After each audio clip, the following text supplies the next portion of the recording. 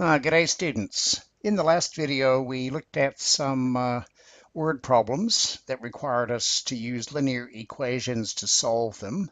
They were quite mathematical. They're just looking for unknown numbers. So what we'll look at now are some more practical type word problems that are more in a real world context. So what we're going to do first is just go through the process of solving word problems for linear equations. So Andrew has some coins in his pocket. He tells Laurie that she has 5 fewer coins than he has. If they have 17 coins between them, how many coins do they each have? Okay, so here's the process. First thing we do after we've read the question is identify the unknown. And we need to basically use a letter for that. So I could use A for Andrew, C for coins. In this case, I'm just going to use the letter X for the number of coins that Andrew has. So that's always the way you start, is you need to basically define one variable. Okay, now what you have to do then is if there's other unknown numbers, in this case we don't know how many coins Laurie has, then we need to write an expression for the number of coins Laurie has in terms of X. So Laurie has 5 fewer coins than Andrew. So if Andrew has X coins, Laurie has X minus 5 coins. Okay, so everything that we don't know that we need to find, we write it either as a variable or as an expression that includes that variable. I can get rid of this. Go away. There we go. That took a while. Okay, now that we've got all of the variables defined, or all of the unknowns, we write an equation involving the unknown. So they have 17 coins between them. So have a think about what the equation might be. Andrew has X coins, Laurie has X minus 5 coins, and between them they have 17 coins. And hopefully you came up with something like X plus X minus 5 is 17. That's Andrew's coins, that's Laurie's coins. And added together gives you 17. Next step, of course, is going to be, if I can get this thing to work, solve the equation. So I've got to add X plus X together to get 2X minus 5. And then it just turns out to be a two-step equation. So solve the equation, we end up with X equals 11.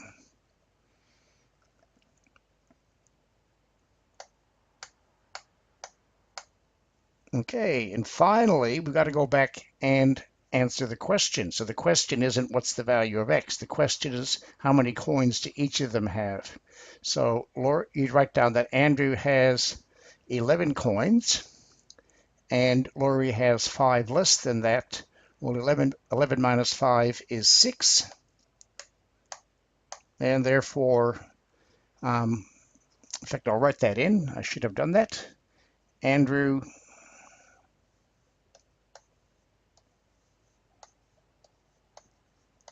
has 11 coins. Laurie has 5 less than that. So Laurie has 11 minus 5 is 6 coins. And together they have 17 coins. So that does check. Okay, so that's the basic process for solving a word problem. Okay, let's have a look at this one. Tim is twice Sally's age. How old are Tim and Sally now if in 10 years' time the sum of their ages will be 89? So let's have a look at that first sentence. Tim is twice Sally's age.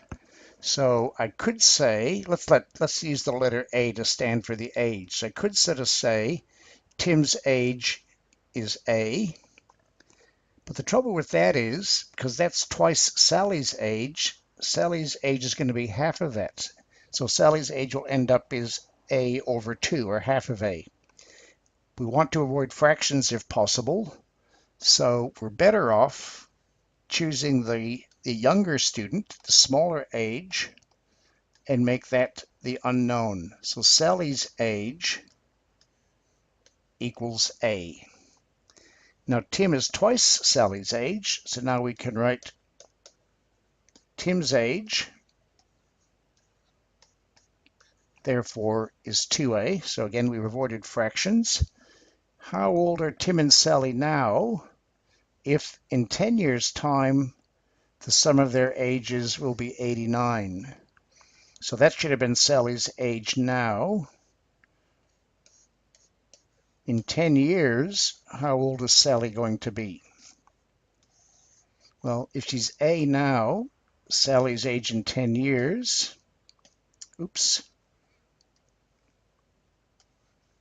Sally's age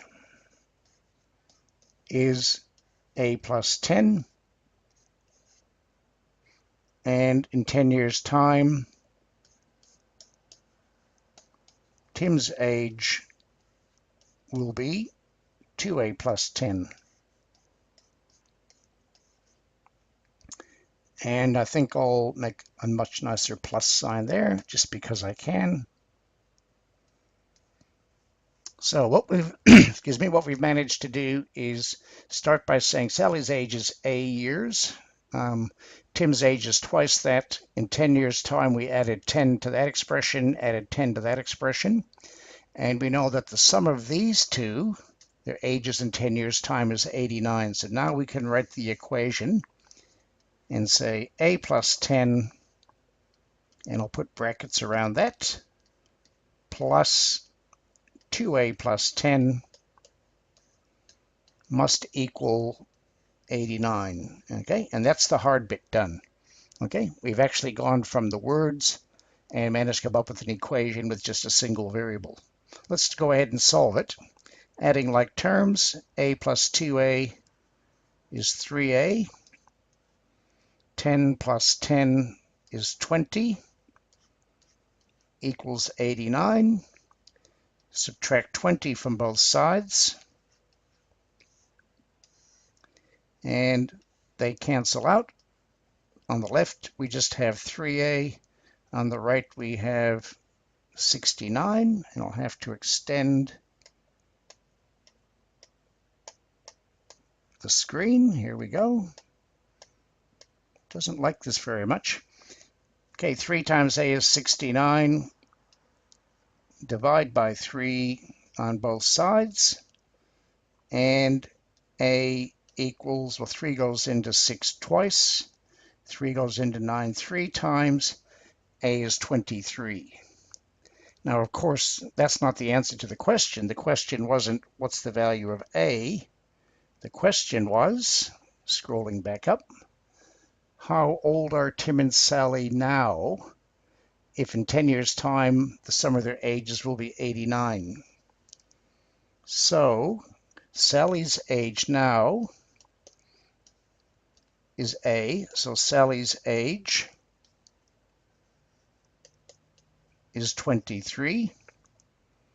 Tim's age, well, he was twice Sally's age, is 46. I'll come over here to finish it.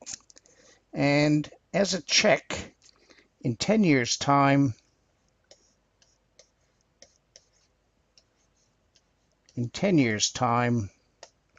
Sally's age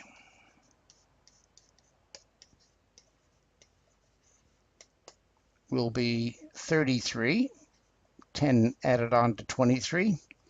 Tim's age will be 56. That's 10 added on to 46. And if we add those together, we do in fact get a total of 89. So those two answers are correct.